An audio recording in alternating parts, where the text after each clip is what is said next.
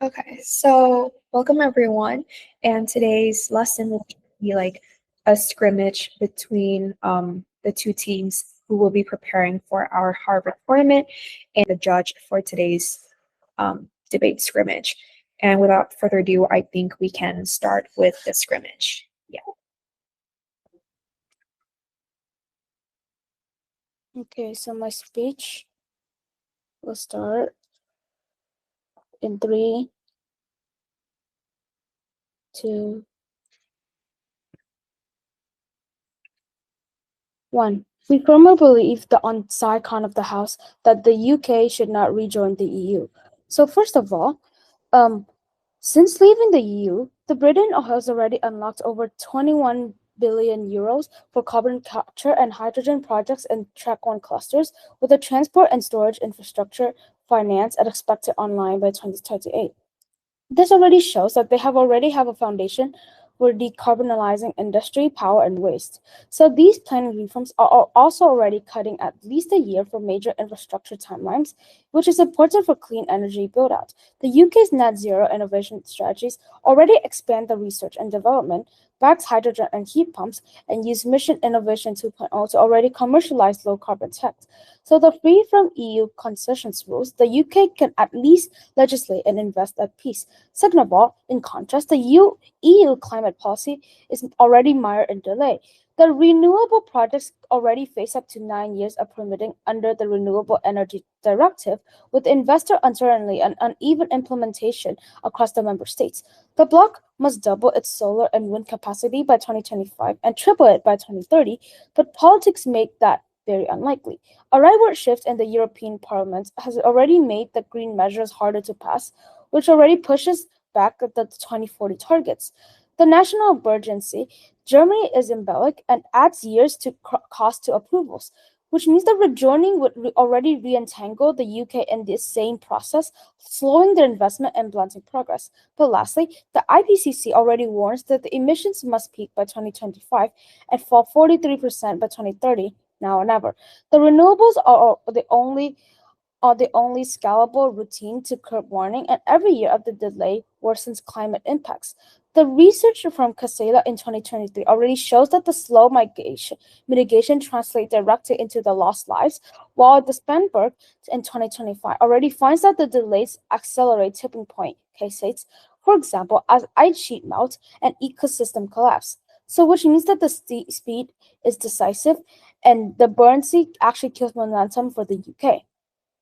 And lastly, the UK has already halved its emissions since 1990 and fully phased out coal power, providing already ability to lead through example. It already helps rally off others, already finance the adaptation abroad, and they already have clean tech innovation. So which means that the independent action at COP26 and through international partnerships from the UK actually already shows that leadership doesn't require the EU membership, which means that the UK does not have to rejoin the EU again. So rejoining will already retie Britain into the EU's slow, consensus-based system, already delaying the projects in the climate that it can't wait for. So staying independent keeps the policy at least nimble for the UK, and at least it can control, accelerates deployment, and saves lives on our side. Once we determine survival, the UK's fastest path is net zero is outside the EU. So for that, I'd like to end my speech. Thank you.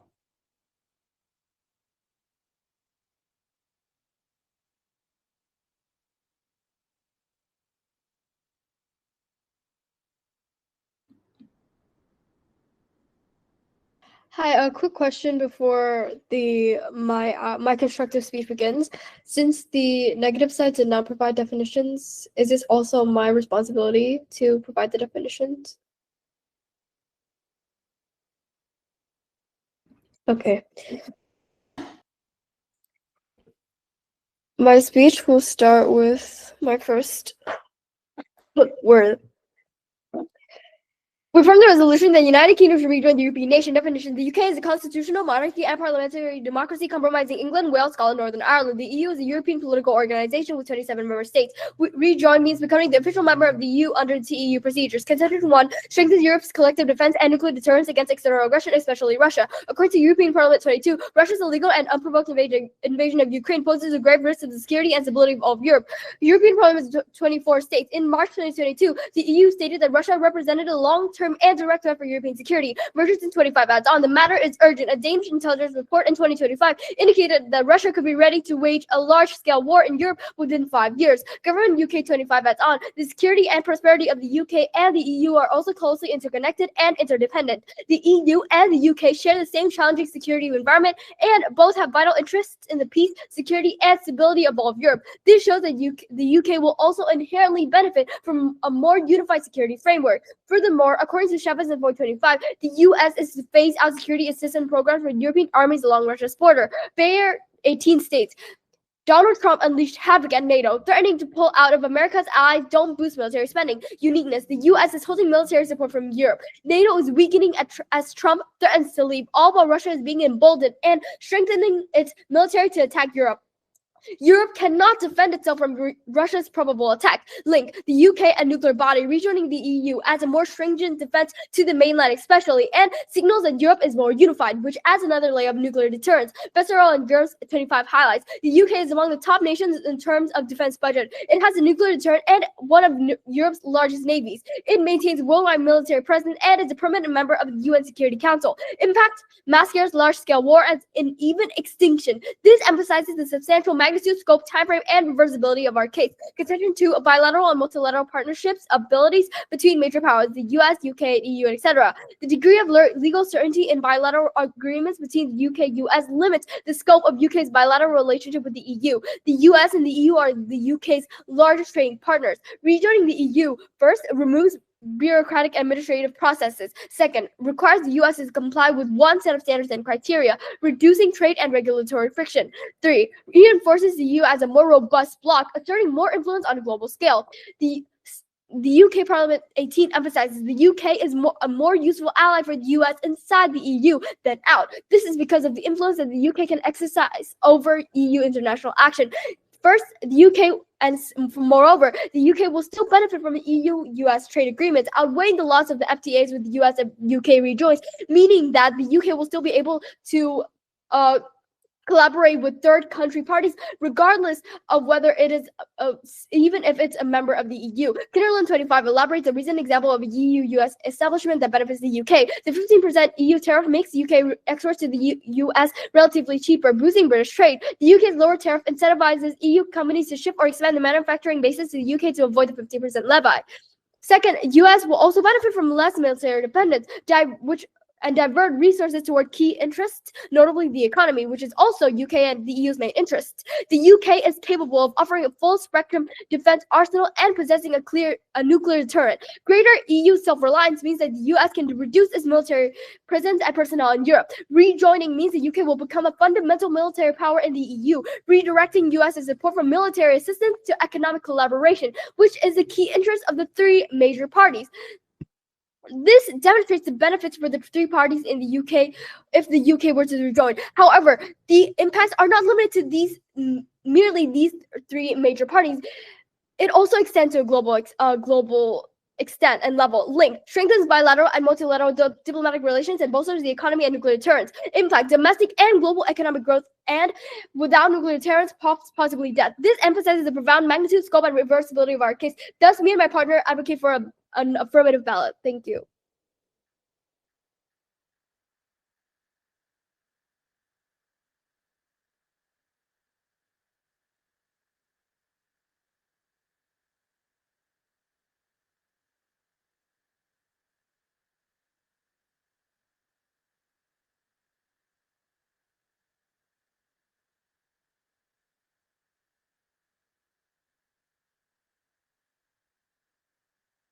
If there are no objections, I would like to have the first question. Again, if there are no objections, I would like to have the first question. No objections.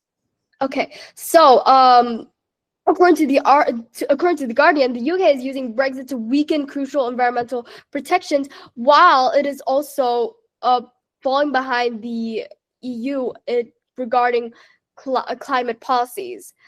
How would you respond to that, as it contradicts your point, and we have evidence in the cards to back that up?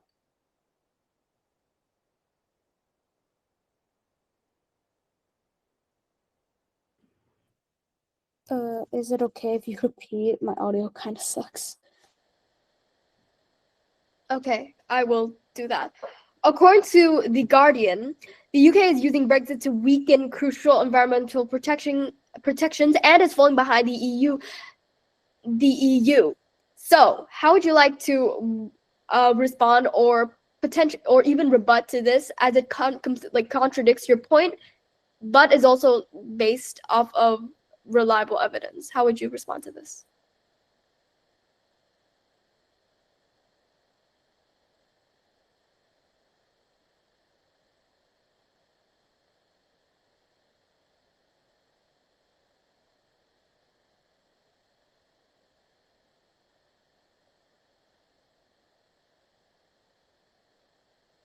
Is it okay if you explain further on how I contradicted my point? I'm afraid you misunderstood and misinterpreted what I said. What I meant was to give you a clear understanding of what you did not understand before, is that I gave you a card or a piece of evidence stating a piece of evidence which contradicted your point. I never stated that you contradicted your very own point. I said that there is a reliable source that contradicts your point, which basically makes it not stand if you are unable to respond to it at all. So now I'm giving you the opportunity to respond to it, and I hope you will take a very good, you take this as a good opportunity.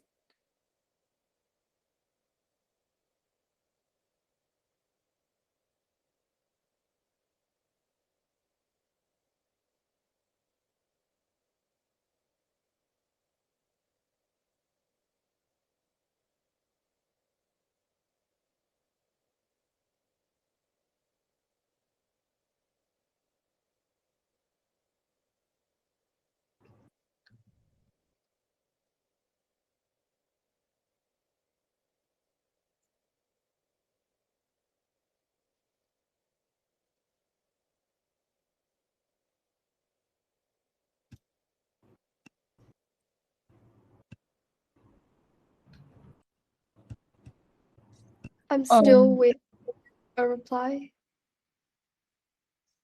I think that the crossfire is over. Can I start my speech now?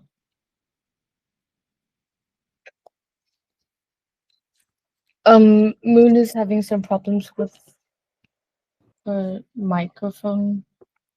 I believe so.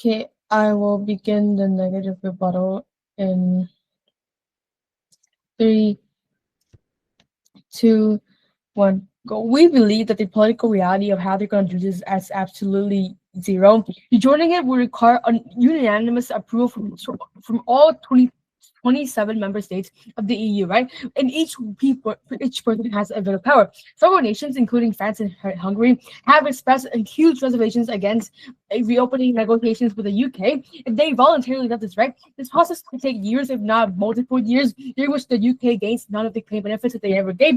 The entire prerequisite of this happening, they never get this, right? Moreover, then, we think that the entire domestic approval is not really guaranteed. A large portion of the parliament and the public still remain Eurosceptic, right? Any referendum that they ever gave you or any legislative processes will be highly divisive, given the fact that UK literally voluntarily left the EU, right? You're going to just continue to reignite the entire political chaos when UK gets given during the Brexit years, right? Impact here is that the ephemeris plan will fail for the rest of the political feasibility. If rejoining cannot realistically happen, then that will take so many decades, and none of the benefits will actually stand in development timeframe. Number two, then we think their benefits are really overstated and really the short term, right? The costs are really structural, and they never explain on that because number one, you said that it's going to boost GDP and restore some trade, anything. But this is really oversimplifying the fact that the structural cost of reentry is going to be huge, given the fact that they literally have to restore the financial contradictions to the EU budget because they have to introduce a new free movement of labor. Then they have to comply with all the EU legislations, and all these obligations are not free. And UK is already really bad in terms of GDP, and they have to impose some fiscal and political policies that can reduce the entire flexibility in monetary, in immigration, and in agricultural policy, and completely knife their case because they care so much about immigration. Right? This claim means that if they rejoin this, then the entire GDP growth that they have would drop by so many points, right? Because studies from the Office of Budget Responsibility and Center for the ER confirmed that the post-Brexit losses came from the supply chain implementation and global conditions, right? Not only the trade barriers and affirmative claims, right? This means that they will not ultimately reverse all of those stuff and have the market shift, right? Meanwhile, then the key industries such as key fishing, blah blah blah, it's going to have much more competition for EU then because the producers, the foreign quotas, directly harming the assets of the workers that they claim to protect, right? Means that affirmative is highly exaggerating how they're going to actually help these people. They are ignoring the concrete cost that my first speaker came up, right?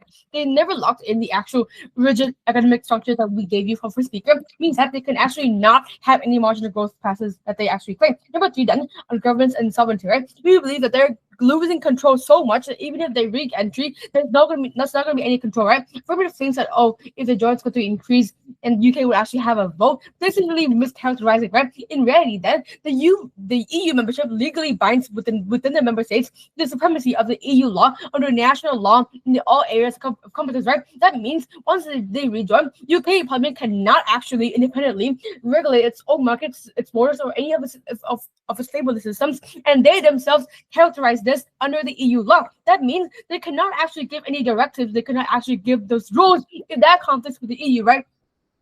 Under the Article 2 to 6 of the Treaty of Functioning in the EU, which explicitly limits the entire national policy autonomy, right? That means even if they leave the EU's restore UK's capacity to actually negotiate with the bilateral standards, and then they can actually not have any independent cause, means that it's going to reverse the entire progress that the EU has ever made, means that it's going to reduce it to a much more subordinate level. Then, so why don't you ask case that? Number one, on their economic recovery, right? Their argument relies on the best case scenario that modeling is going to have higher certainty, right? Even if GDP rises slightly, it comes at a cost because people can lose their own trade independence, right? Number two, then on global influence, they say that if they just go in, then there's going to be destroying independence, right? But that's not actually true because the EU has already had NATO with G7 and with independent trade alliances with the US and Indo-Pacific, right? This means that they can actually dilute it through multiple decision making, but the UK is already among 27, right? Three, then they said that it would reunite the public. I don't really understand this because if this happens and then the all party divisions will actually happen, I think the backlash would be much more worse than that of the House. And the only path to stability is moving forward to actually help the EU itself, not to actually go back, right? How to oppose?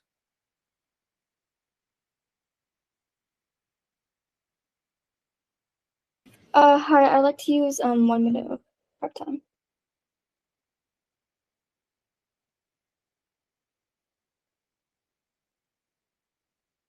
Do I time the prep time or is it going to be timed by you?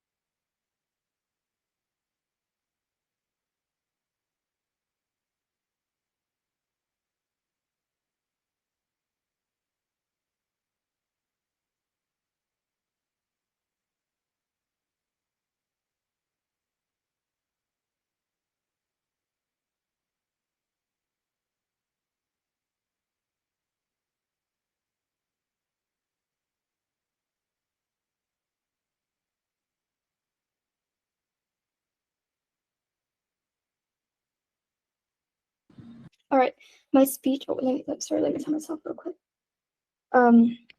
My speech will begin with my first word. They've emphasized the severity of the environment and how the EU is lagging behind the UK in terms of environmental regulations. However, I'd first like to say that even though the environment is a profound issue, they will not be able to link their argument about how the EU is lagging behind the UK in terms of environment. They will not be able to link their argument to extinction, because according to Farquhar 17, levels of global warming are very unlikely to cause extinction. Changes might happen, meaning that the world will take action. There's no chance of catastrophic warming. Most recent studies show. Bailey 22 says that likelihood of high emission scenarios is low. Fossil fuel usage is likely to be fairly flat for the next 50 years. Future coal consumption is likely to remain flat or decline. And Pastor 21 says that there's no evidence of climate change scenarios that would render human beings extinct. And in concern to the argument about how the EU is lagging behind the UK in terms of environmental regulations, Horton 2025 says that the UK is using Brexit to weaken crucial environmental protections and is falling behind the EU despite Labour's manifesto pledge not to dilute standards. The Guardian and IEEP found 17 environmental areas in which the UK was falling behind the EU. There's also a very they've also said that the UK is leading by example. However, in terms of the global world, the UK's global influence and cooperation has diminished post-Brexit. Calendar 21 says that UK is less global than it was. If Washington wants to deal with Europe, it now bypasses London and deals directly with Brussels, Paris, and Berlin. The EU set out its plans to become carbon neutral by 2025, but the UK, of course, has left the EU and is now a minor actor in the climate drama. Its own recently revised targets attracted little attention in other countries. The UK would be less attractive foreign policy partner outside the EU after Brexit. And they also claim that leadership does not need membership. However, current relations cannot replicate recession in the UK. According to DEF24, in the UK, disillusionment with Brexit has set in. The limitation of Boris Johnson's trade TCA are evident, but Labour's Keir Starmer should be much bolder by adopting a phased approach back to full membership. They've also stated that they've also tried telling us that compliance costs are severe. However, compliance costs are overstated. CBI 15 says that simply adding up the costs taken up by impact assessments of EU directives and regulations is a misleading assessment of overall regulatory impact. They've also claimed that the UK is doing badly in terms of GDP. However, it is contradicting their point about how the UK is recovering itself. They've also said that we care too much about immigration. However, the UK considers rejoining both a game changer in fighting irregular immigration. Brexit removed several tools the UK previously used to manage irregular and asylum immigration. In response to the rising number of irregular entries, British government has sought to revive cooperation with EU member states on immigration issues. We can provide further cards on this issue later. They've also talked about how rejoining would lose control. However, during pre-Brexit, the UK has already had economic sovereignty, leaving impeded that sovereignty due to trade frictions. Table 16 says that economic certainty curtailed when the UK left the EU. The UK needed to ensure that each future trade deal with non-EU partner met EU or rules of origin if British-based companies wanted to incorporate products from their country into UK exports to the EU. British governments have chosen to pool aspects of the country's sovereign power in EU in order to achieve national objectives that they would not have achieved on their own. And to add on to the argument I mentioned earlier about immigration, an area of mutual benefit for cooperation is the UK's collaboration with ESO. The UK is involved in organization through operations, the deployment of experts, and the preparation of training materials and projects. Considering ESO's aim to support in a bottom-up manner, continued familiarity and collaboration with the UK on its asylum system is key to supporting harmonization to extent possible between the UK and the EU. Moreover, considering the replacement of ESO with the new EU asylum agency is absolutely crucial, which will have an enhanced role in the facilitation of EU measures to tackle illegal immigration. Thank you.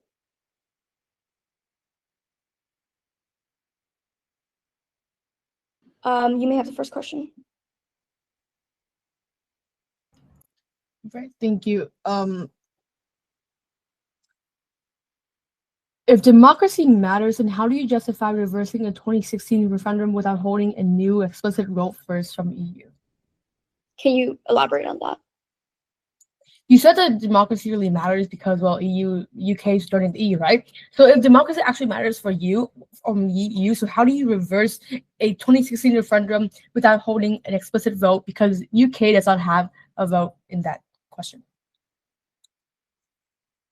Okay, if I'm clear about what you're saying that because we think democracy is so important, we've never said anything. We never mentioned anything about reversing any referendums. I feel that your point is to an extent irrelevant. I think that the entire problem is that you ignore the fact that referendums from 2016 that UK literally made that problem. You want to reverse that thing by rejoining the EU. So how would that happen if you don't hold an entire vote? Can you specify what the matter of voting is on? Because the fact that if the EU wants to rejoin it, then all 27 EU member states will have to adjust to that, and they would have to actually agree them each with veto power. So how would you definitely agree that all 27 of them would agree to let UK back in?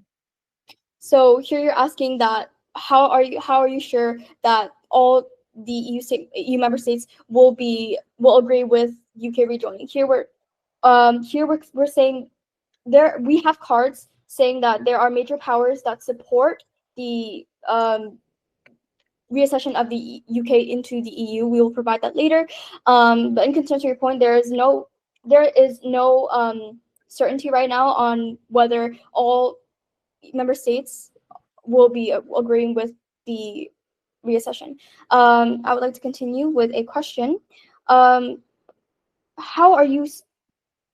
Do you acknowledge the fact that the UK is indeed falling behind the EU on environmental regulations, as your first speaker has failed to respond to that adequately? We think that the entire environmental regulations, even if they actually rejoin that, then there is also a prerequisite for UK having to actually go back in and actually get accepted, right? Moving on then, we told you from my speech that the Office of Budget Responsibility for Center of EU, where I told you that the post-Brexit reforms actually came from that global condition itself, not only the trade stuff, actually uniting yourself, and actually much worse if you actually rejoin. So how do you respond to that? How do I respond to your point on right? Can you expand on that? Can you respond and tell me how that relates to environment? How it relates to my It point? gave you an entire study on why the entire situation with UK is much worse simply because they literally came out of the EU. And this actually came from the post-Brexit losses came from supply chain reorientation. That means it's not actually their fault. That's contradicting your point about how you said that UK is recovering, but since crossfire is over, we should move on. Okay. Okay.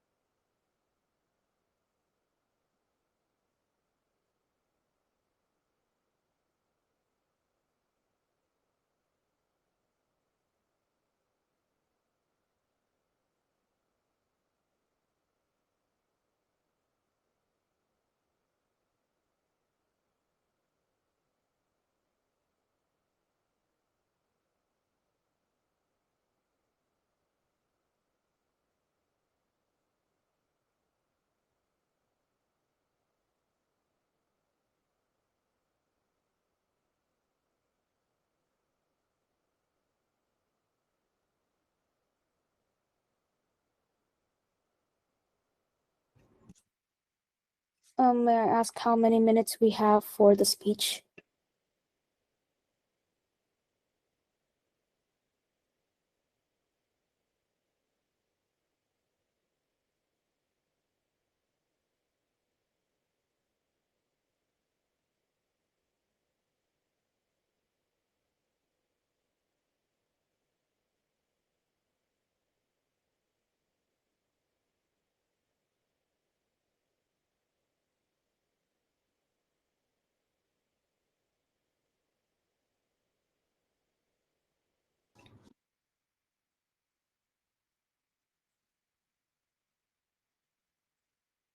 My speech will start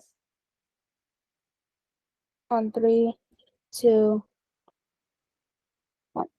Judge, this debate comes down to one main question. Who can act faster and more effectively to fight the climate change in our debate? An independent UK or the tangled EU?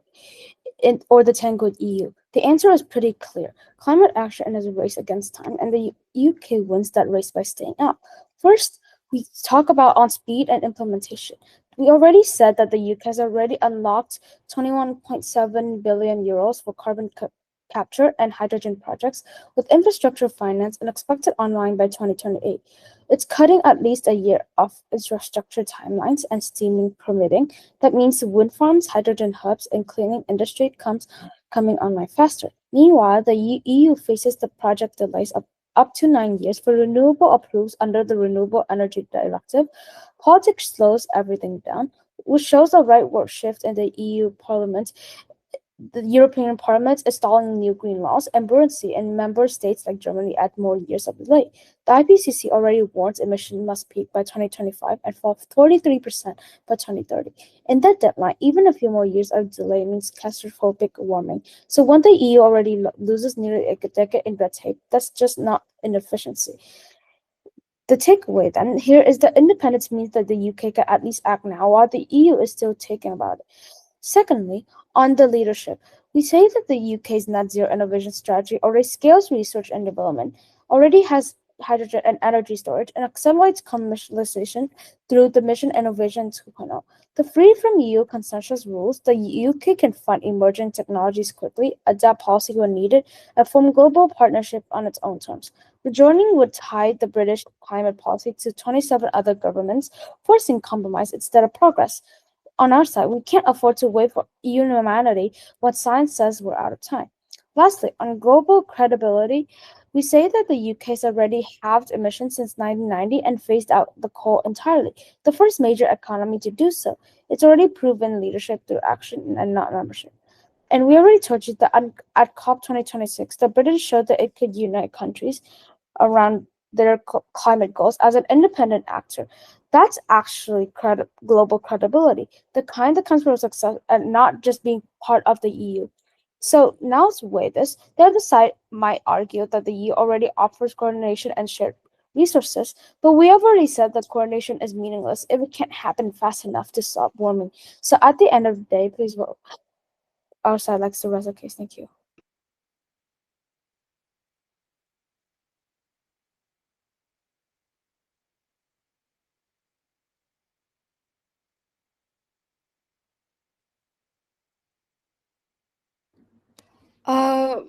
My speech will start with my first word. I would like to summarize the round so far through some few main clashes. Number one, climate change or the environment. The opposition claims the UK is already advancing in the climate realm.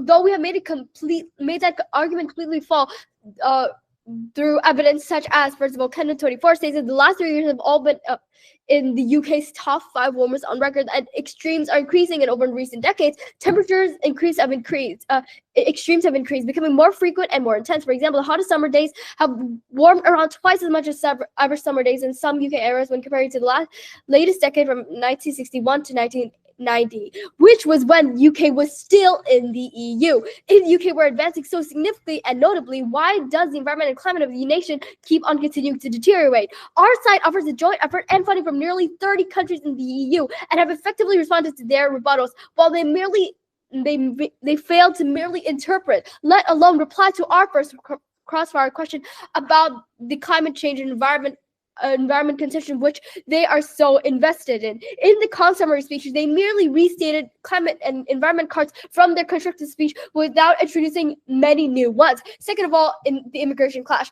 the other side barely mentions the importance of immigration and undermines the severity and the pressing and the alarming issues of immigration, while our side rejoining means having to join the Schengen area, which allows passport-free and less visa administrative processes throughout the EU countries. Second of all, The third clash is political. They say that leadership is something that the UK has already acquired and is continuously improving and benefiting on a larger scale. However, we would like to respond to this by saying that, first of all, when it comes to trade, for example, the EU remains the largest trade partner of the UK, which accounts for more than half of it.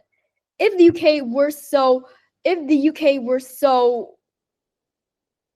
independent, why would it still have to rely on the EU so much, even when it is not an EU member anymore? And last of all, one of the most crucial clashes that have occurred in this round, the military and war. They failed to recognize the scope, magnitude, and reversibility of a probable war. In their summary speech, they didn't even mention the Russia and Ukraine and even the Europe tensions.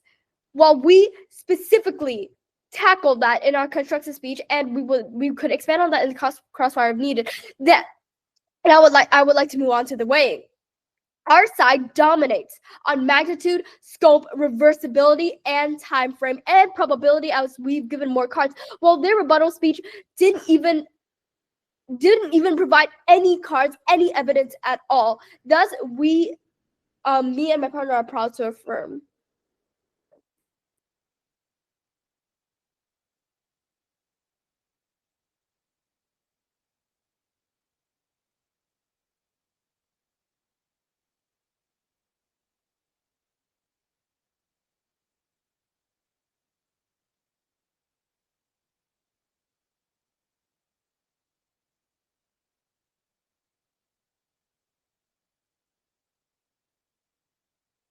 If you don't object, I'll have the first question. We'll have the first question. If you don't object, we'll have the first question. And yes. Do you agree with that? No objection. No objection. All right. Do you acknowledge the impacts of nuclear deterrence? Of course, we acknowledge it. It's the entire thing that we've been giving you this entire debate. We told you that the actual harms of the entire thing is that UK left it. And it was not about the fact that UK left it. It was about the fact that the post-Brexit stuff and how UK was actually managing its funds that actually gave it, because UK was over-defendant on the immigration part. It's not actually their part that they left. It's the part that you're being really irrelevant on your argument. Moving on then. Our question for you is that Ireland's border is now open under the Windsor framework. What specific problem remains that rejoining uniquely solves for the UK? First of all, before I respond to your question, in concerns to your response to my question prior, I personally felt that you were going very off topic. You did not adequately respond to my question. So I would like to ask you again: do you acknowledge the tensions that are rising concerning Russia and the EU, and how the UK can provide a layer of deterrence? Because your response was very inadequate. I think that UK is so weak right now that even if they actually rejoin, even if you get your best case scenario, then that they will actually not actually even help anything with the entire case that's happening with Russia, because the entire GDP boost that you actually gave the entire thing with Russia, it is already stabilized. Even if you rejoin it, then that effect is already spread thinly across everything, and the cost of membership fees is going to make everything even worse. So how does that actually make yourself better? And we gave you the question that if now new members must accept this, and how would UK simultaneously maintain passport control and satisfy EU's rule? Okay, so I would like to respond to that. So first of all, we would like to address your point. I will answer your point first. Basically, the other members, we have a card saying that one of the main developed countries in the EU, such as France, Spain, and Iceland, France, Spain, and Iceland, one of the main members in the EU, have already advocated for the UK rejoining the EU. EU, provided that there won't be any opt-outs. And we didn't say there will be any opt-outs. Second of all, you said that the UK is so weak right now, so if it rejoins the EU, then it will not be able to help anything at all. How do you feel if that, because that exactly, your sentence, your statement contradicts your point your entire case in your affirmative case, you've talked about how the UK is a leader. And it contradicts your point, and I will leave that to the final focus. All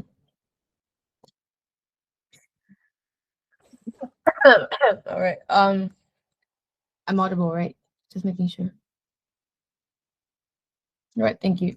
And my speech will start in 3, 2, 1. Go. Extending our argument then, why rejoining the EU actually destroys the entire industry of UK. Under the common fisheries policy, over 60% of fish in British waters were previously taken by EU vessels, while UK fishers were already limited by quotas. This actually means that EU is actually actively defending itself against UK. It does not want UK back in this line. Therefore, then this is actually unfeasible. According to DEFRA in 2018, these quotas were crippling the entire British coastal towns like Peterhead and Grimsby, where fishing makes up about 40% of their local employment and even their GDP, right? Leaving the EU would finally restore the control over their own waters. Rejoining would actually erase the sovereignty and collapse under so many people overnight. That jobs, that's really economic harm about that. Now, frontline on the GB argument then, the LC 2023 and the UK Office for Budget Responsibility under the Brexit caught about 4% of the entire GDP, right? But UK still stands travel-free on 98% of goods under the trade and cooperation agreements. This means that even if you actually joined that, it would actually reverse any of the losses that actually help. Those tariffs are already gone, right? Plus, membership costs about 10 billion euros annually, and forces are already complying with EU rules, and that's just going to remove the entire policy control. I don't really get why there's several percent GDP gain can actually help anything with that if their entire side effects are already happening, right? Moving on to the weighing then. So first of all, on the scope, their impact is only touches a single open layer, right? It's really weak because a small income bomb doesn't really help UK with the entire millions of people are suffering from this, right? Our impact gives you that. It's going to devastate entire towns, entire economies just because you're going to withdraw, right? Really, that's saving thousands of people from 100% income is way better than whatever they gave you, right? To the magnitude, things that their gain is really shallow, it's really statistical. Ours is really deep, right? We told you that's going to help so much more people if they just continue living at their own and not paying 10 billion euros annually just to remain in the EU, right? Number 3, then, probability. We think that ours is more certain because EU laws are actively rejecting UK from joining, right? Which means that the entire prerequisite has never been answered from data of the house, right? For the time frame, then it actually happens immediately upon entry means that there's takes so much more years, so much more time.